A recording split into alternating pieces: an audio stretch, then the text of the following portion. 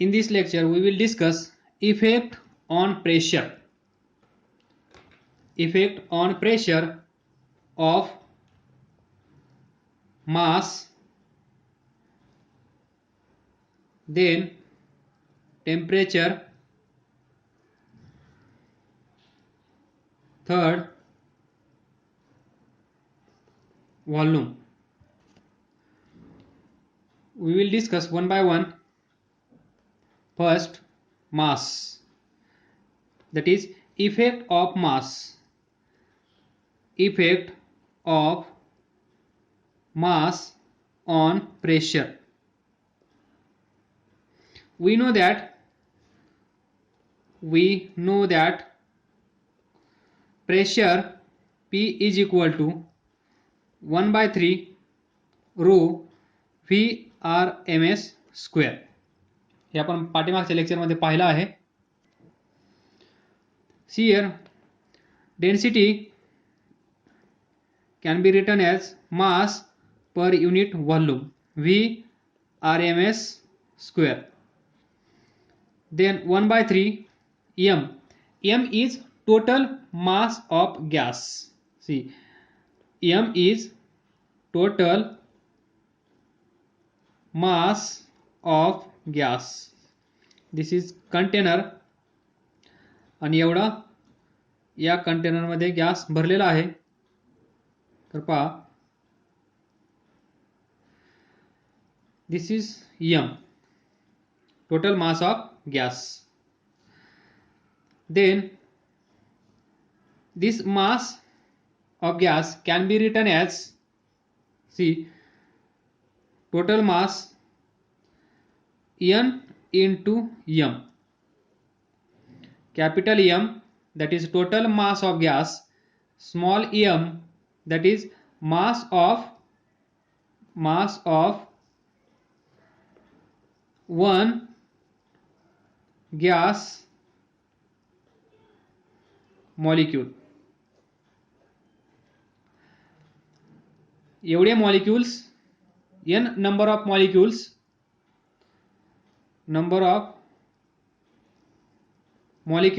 m mass of one gas molecule, या दोघांचा product म्हणजे total mass of this gas. तर या m ला आपण काय लिहू शकतो, n into this m. n small m divided by VRMS square. This is a pressure. See, then we also know that what, काय माहित आहे आपल्याला, this VRMS is 3p by rho. This can be written as 3p rho mass per unit volume. So VRMS is equal to root 3p by rho 3pv by m. Again we know that 3RT by m naught, where P is pressure of gas, density of gas, pressure of gas, V volume of gas, m total mass of gas, R universal gas constant, T temperature of gas, m naught molecular weight or molar mass of that gas. हे आपल्याला माहित आहे. From this I can write VRMS directly proportional to square root of T. From this,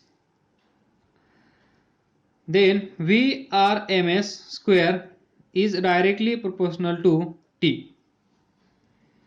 Then see here, pressure is equal to 1 by 3 Nm upon VRMS square.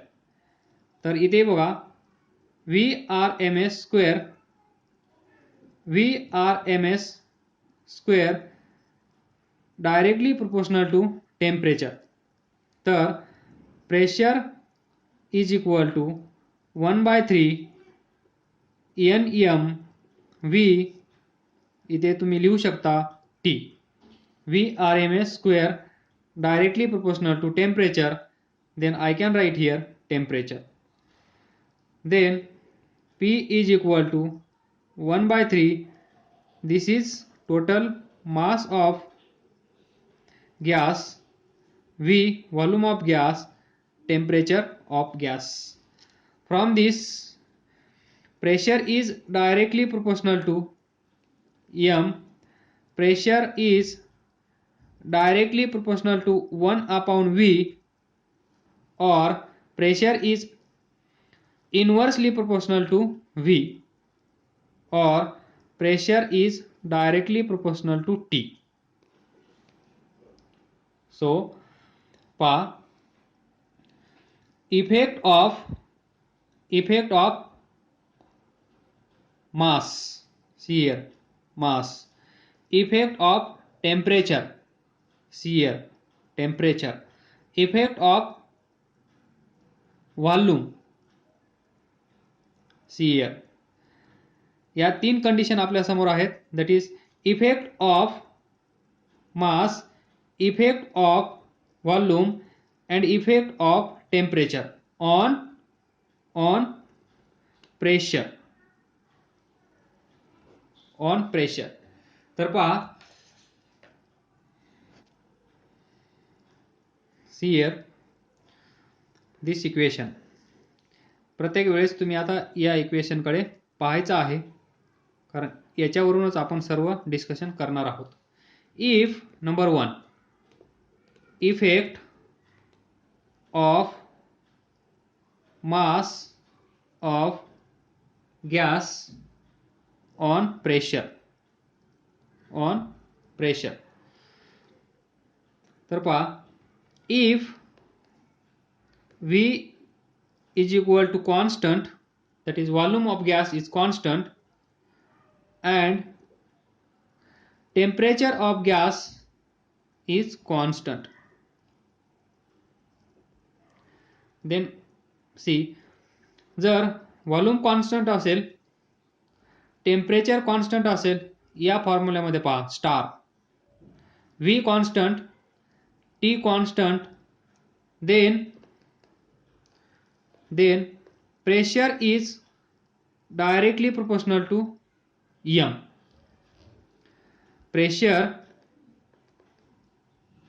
Pressure of gas is directly proportional to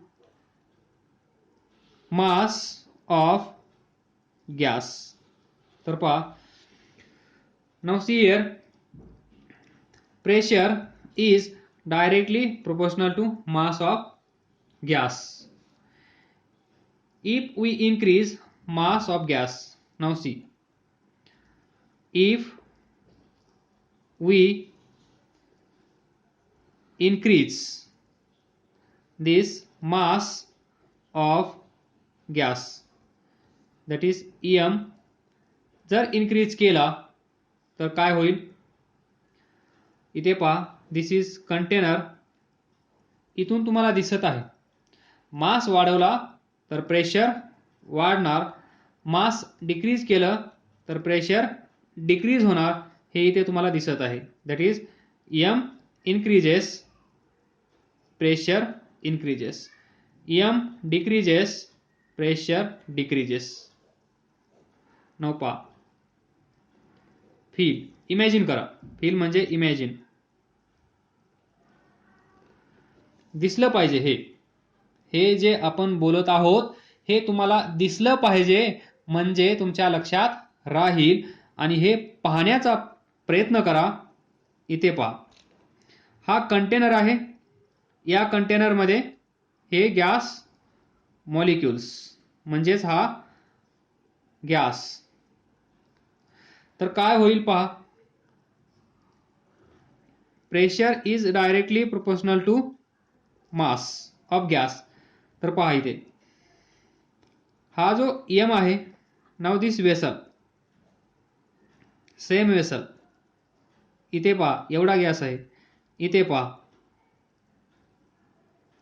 एवढा gas. Gas जास्त कुठे आहे? इथे. Gas कमी कुठे आहे? इथे. तर पहा ज्यावेळेस या कंटेनरमध्ये या वेसलमध्ये गॅस जास्त असेल त्यावेळेस ऑब्झर्व करा distance between this two gas molecule, distance between this two gas molecule कसा आहे?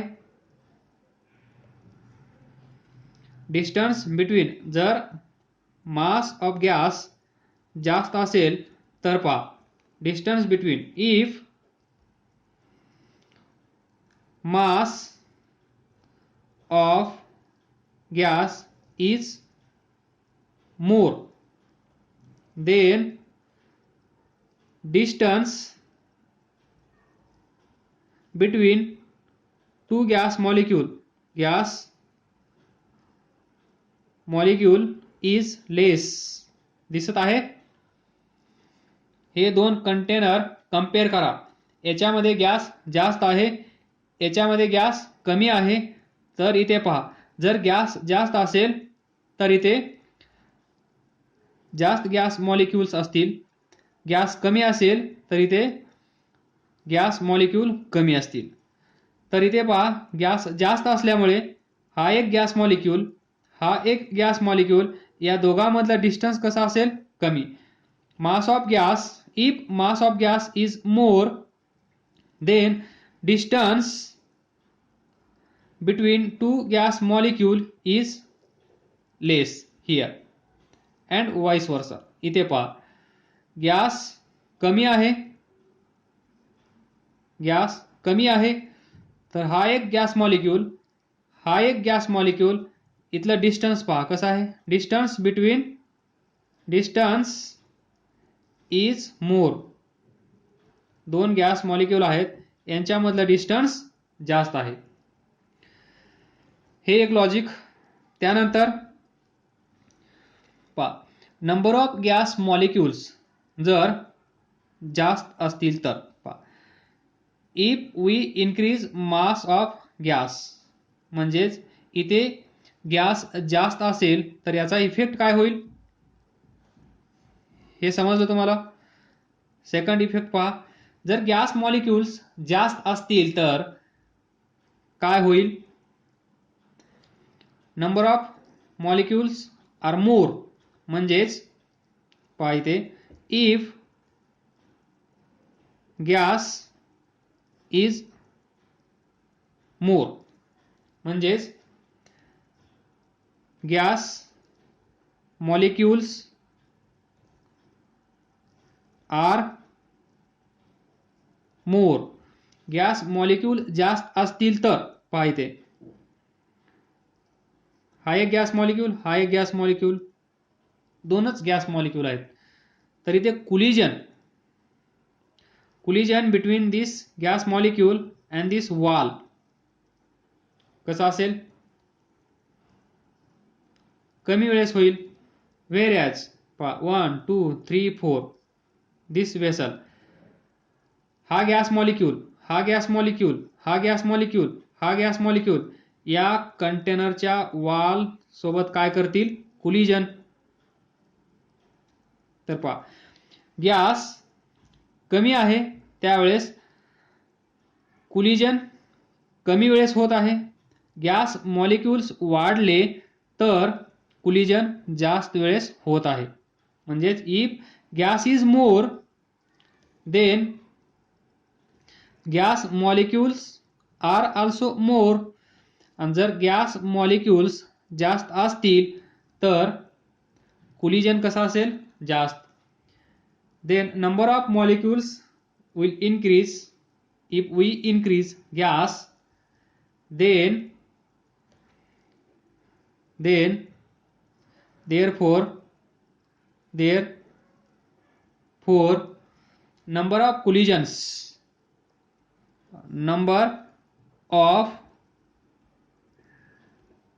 collisions will be more or will increase per second. आलं लक्षात. एक कंटेनर आहे, त्या कंटेनरमध्ये गॅस आहे. जर तो गॅस वाढवला तर गॅस मॉलिक्युल्स ऑब्वियसली वाढतील. जर गॅस मॉलिक्युल्स वाढतील तर number of collisions per second will be more और विल इन्क्रीज. म्हणजे समजा हा कंटेनर आहे, या कंटेनरमध्ये एकच गॅस मॉलिक्यूल आहे, तर हा इकडे येईल, कोलिजन होईल, त्यानंतर इकडे जाईल, मग कोलिजन होईल, त्यानंतर तो इकडे येईल, परत इथे येईल, मग कोलिजन होईल, त्यानंतर तो इकडे येईल, इथे कोलिजन होईल. पण जर या वेसलमध्ये गॅस मॉलिक्युल्स जर जास्त असतील तर हा इकडे जाईल, कोलाइड होईल, हा इकडे येईल, कोलाइड होईल, हा इकडे येईल, कोलाइड होईल, हा इकडे येईल, कोलाइड होईल. इथे पहा, एका सेकंदामध्ये हा इथून इथे आला तर एकच कोलिजन झालं. पण इथे पहा, एका सेकंदामध्ये हा इथे जाईल, हा इथे जाईल, हा इथे जाईल, हा इथे जाईल, हा इथे जाईल, हा इथे जाईल. म्हणजे किती कोलिजन झाले? 1 2 3 4 5 6 कोलिजन्स. आलं लक्षात. गॅस वाढवल्यानंतर गॅस इन्क्रीज केल्यानंतर नंबर ऑफ गॅस मॉलिक्युल्स वाढतील. नंबर ऑफ गॅस मॉलिक्युल्स वाढतील तर काय होईल? दिस होईल. काय होईल? This. Number of collisions per second will be more और number of collisions per second will increase. हा आहे effect of mass, effect of mass on gas pressure.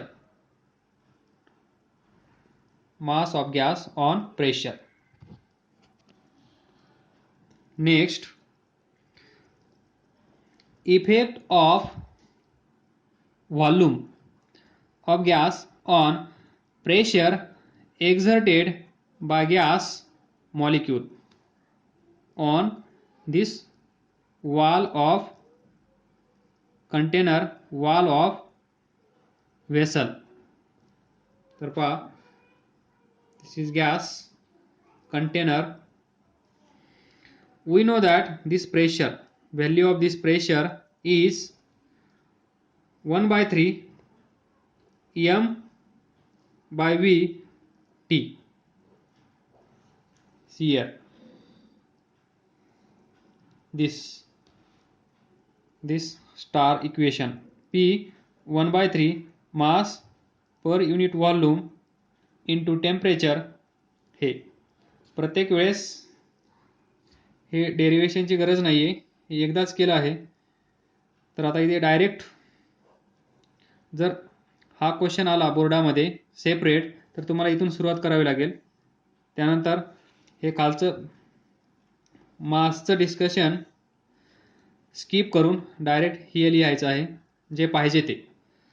तर पहा, mass per unit volume temperature, effect of volume म्हणजे now if mass of gas is constant, temperature of gas constant, then pressure is directly proportional to 1/v or pressure is inversely proportional to volume of gas. तर इथे पहा, if v increases pressure decreases, if v decreases pressure increases.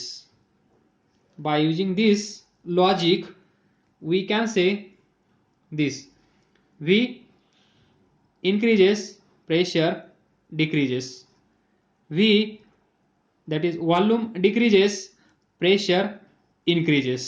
तर पाहण्याचा प्रयत्न करा. इथून तर तुम्हाला समजलंच आहे. तर थोडंसं इमॅजिन करण्याचाही प्रयत्न करा. इथे व्हॉल्यूम ही केस घ्या. व्हॉल्यूम इन्क्रीजेस म्हणजे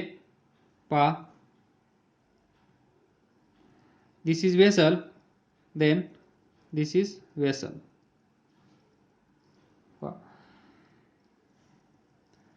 हे मोठं झालं. कॉन्स्टंट काय काय आहे मास ऑफ गॅस कॉन्स्टंट आहे, टेम्परेचर कॉन्स्टंट आहे. फक्त आपण काय करत आहोत, व्हॉल्यूम ऑफ गॅस इन्क्रीज करत आहोत. See here, see, if we increase volume, गॅसचं व्हॉल्यूम जर आपण इन्क्रीज केलं, हा कंटेनर, याच्यात गॅस मॉलिक्यूल एवढे आहेत.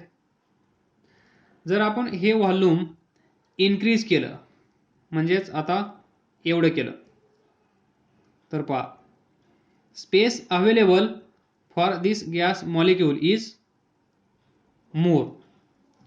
व्हॉल्यूम इन्क्रीज केलं म्हणजेच गॅस मॉलिक्यूल तेवढेच आहेत, कारण मास कॉन्स्टंट आहे. कंटेनर एवढा आहे, आता तो एवढा बनवला तर ते समजा 1 2 3 4 5 6 7 गॅस मॉलिक्यूल आहेत. तर त्या 7 गॅस मॉलिक्यूलसाठी आता व्हॉल्यूम एवढा आहे, 1 2 3 4 5 6 आणि इथे एक 7. तर कोणत्या केसमध्ये कुलिजन, इथून इथे गेल्यानंतर कुलिजनवर काय इफेक्ट होत आहे, कुलिजन इथे जवळजवळ मॉलिक्यूल आहेत. ज्यावेळेस आपण व्हॉल्यूम इन्क्रीज केलं, त्यावेळेस distance between this two gas molecule काय झालं, distance between two gas molecule is increase. इथे 7 गॅस मॉलिक्यूल आहेत, इथे पण 7 गॅस मॉलिक्यूल आहेत. ॲज व्हॉल्यूम इज कॉन्स्टंट,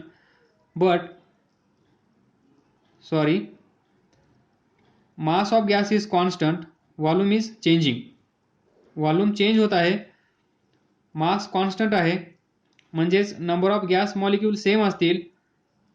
इथे व्हॉल्यूम कमी आहे, इथे व्हॉल्यूम जास्त आहे, तर distance between two gas molecule काय होईल, इन्क्रीज होईल. आणि त्यामुळे distance between two gas molecule वाढल्यामुळे कुलिजन काय होतील, कुलिजनवर काय इफेक्ट होईल, कुलिजन कमी होतील. आणि कुलिजन कमी कधी होतील, जर तिथे प्रेशर कमी असेल तर. म्हणून व्हॉल्यूम इन्क्रीज केल्यानंतर प्रेशर डिक्रीज होत आहे. तर प्रेशर कमी असेल, कारण यांच्यावर प्रेशर कमी असेल, त्यामुळे हे लवकर कोलाइड होत नाहीये, लवकर कुलिजन होत नाहीये, कारण व्हॉल्यूम त्यांच्याकडे अवेलेबल जास्त आहे. जर गर्दी असेल, इथे एक इथे एक इथे एक इथे एक इथे एक इथे एक, तर यांच्यामध्ये कुलिजन कसं होईल, लवकर होईल, म्हणजेच नंबर ऑफ कुलिजन्स जास्त असतील. पण गॅस मॉलिक्यूल तेवढेच ठेवले आणि हा कंटेनर म्हणजेच व्हॉल्यूम वाढवलं, तर एक मॉलिक्यूल इथे असेल, दुसरा मॉलिक्यूल इथे असेल, distance between two gas molecule जास्त असेल, त्यामुळे कुलिजन कमी होतील. आणि कुलिजन कमी होतील याचाच अर्थ तिथे प्रेशर कमी असतं. किंवा you can use this logic. इथे पहिल्या केसमध्ये नंबर ऑफ कुलिजन्स पर सेकंद काय झाले होते, वाढले होते. म्हणजेच काय व्हायला पाहिजे, प्रेशर वाढायला पाहिजे. प्रेशर वाढल्यानंतरच कोलिजन लवकर होतील किंवा कोलिजन फास्ट होतील किंवा नंबर ऑफ कोलिजन्स वाढतील जर प्रेशर जास्त असेल तर. आणि हे इथं तुम्हाला दिसून येत आहे. मास ऑफ गॅस वाढवलं तर प्रेशर वाढत आहे. Now third, effect of temperature from this. P is equal to 1/3 mass per unit volume temperature. Effect of temperature पाहायचा आहे आपल्याला तर m कॉन्स्टंट असला पाहिजे, व्हॉल्यूम कॉन्स्टंट असला पाहिजे, then pressure is directly proportional to temperature. Pressure is directly proportional to temperature. आणि हे पण तुम्हाला माहित आहे, V RMS is directly proportional to square root of T. From this V RMS square directly proportional to T, then pressure is directly proportional to T and T is directly proportional to V RMS square. This equation. P directly proportional to T आणि T आणि व्हीचं relation कसं आहे, दिस. तर हे तिघांना मी merge करत आहे. Pressure directly proportional to temperature आणि टेम्परेचर आणि स्पीडमधलं रिलेशन काय आहे, T directly proportional to V square. So write down here V RMS square. तर पहा, P directly T, T directly V. तर पहा, जर आपण टेम्परेचर वाढवलं तर काय होईल, इफ टेम्परेचर इन्क्रीजेस. मी पूर्ण लिहित नाही आता, तुम्ही लिहा. इफ टेम्परेचर इन्क्रीजेस काय होईल, जर आपण टेम्परेचर वाढवलं, हा गॅस आहे, या गॅसचं टेम्परेचर जर आपण वाढवलं तर काय होईल, स्पीड पहा. Speed of this gas molecule काय होईल, वाढेल. V RMS वाढेल. That is if temperature increases the mean square speed of gas molecule increases. Write down here V square RMS increases of gas molecule. Then